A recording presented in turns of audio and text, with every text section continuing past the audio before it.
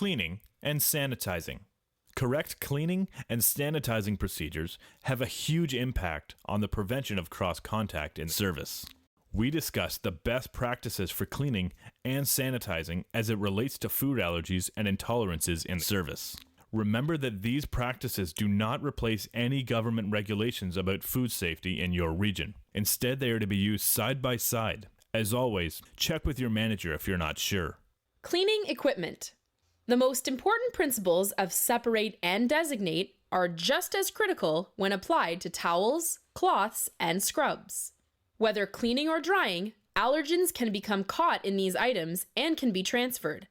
The best option to avoid this is to have separate, labeled, and/or color-coded cleaning equipment.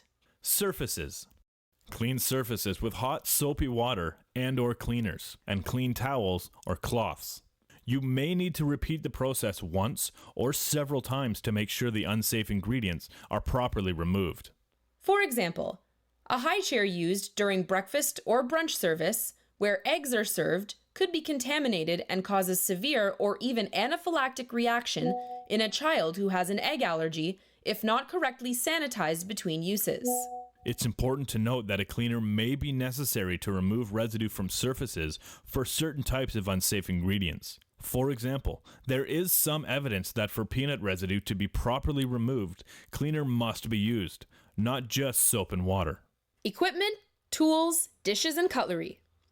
In this category, you must always check to ensure that residual or baked-on unsafe ingredients are not still present as a result of improper sanitization. Equipment, tools, dishes, and cutlery must be completely free of unsafe ingredients before being used for FAI customers. Packaging food.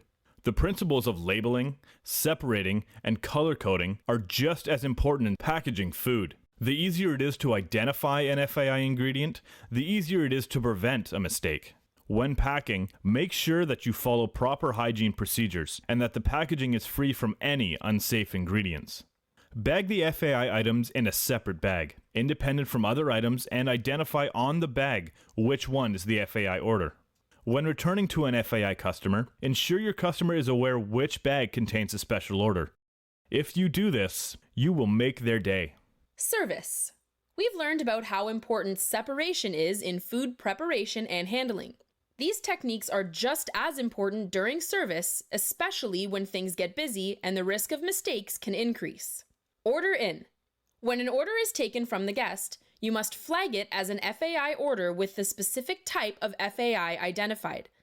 Any special instructions and/or chef cards are given to the back of house, and any additional guest questions have been addressed. Order pickup. When picking up an order, you need to ensure you follow these cross-contact prevention practices. Wash your hands before handling the order. Protect your clothing or distance your dish from your clothing. Confirm the FAI nature of the order with the expediter. Make sure the dish was separated from other unsafe orders. Inspect the dish for obvious signs of errors or contamination. Delivering the order. The order is delivered to the guest by itself, independent of any other order that may be from the same table. If you try and serve at the same time, this increases the chance of cross-contact. Let's now review cross-contact. Prevention is the goal. Separation in back and front of house is very important. Food allergens cannot be destroyed by high heat. The principles of separation must be followed 24/7, whether the guest is present or not. FAI orders need to be flagged. Clean hands and towels should be used in service. Deliver FAI orders separately from non-FAI orders.